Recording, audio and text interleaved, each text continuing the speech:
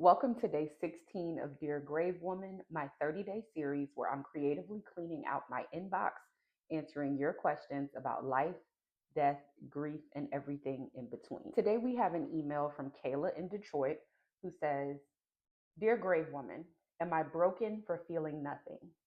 I lost my grandfather 2 months ago.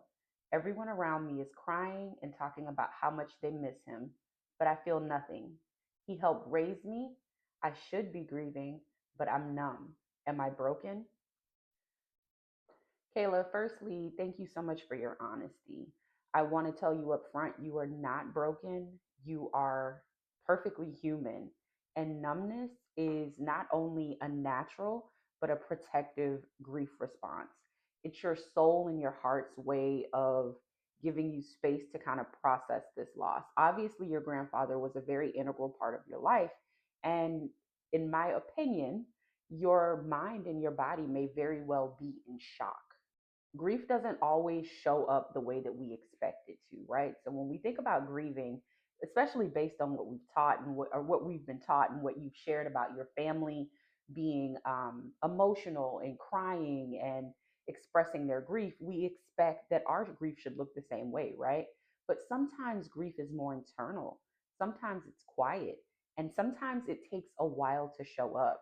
I can remember being in college. I went to college in 2004, and I had lost a loved one maybe 3 or 4 years ahead of that, a classmate actually. And during their passing, like during their funeral and everything, it was like, okay, this person's gone and it's sad. And you feel the emotion and the weight of the sadness. But it wasn't until I went to college, and I don't know what clicked in my mind, but I found myself bawling one day thinking about this person. And I share that to only say that sometimes we have delayed responses to grief.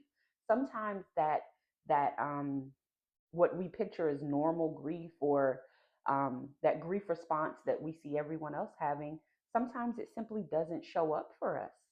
And so I'm saying all of that to say that you may not be displaying outward sadness, you may not be having the reaction to the loss that you anticipate.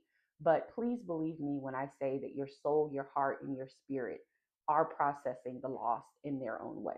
Depending on your belief systems and what you think is appropriate, you may find comfort and solace in honoring your grandfather through private ritual.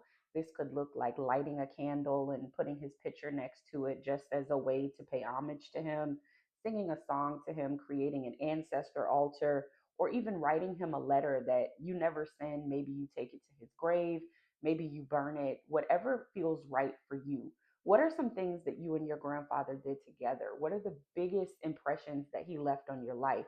You said that he helped raise you, so obviously he's been a part of your life, maybe your entire life.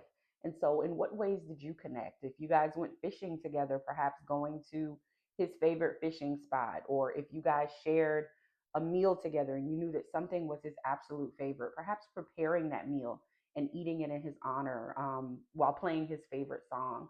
Get creative. And I think maybe that may help stimulate or help you process the grief that you're feeling as if you're not expressing.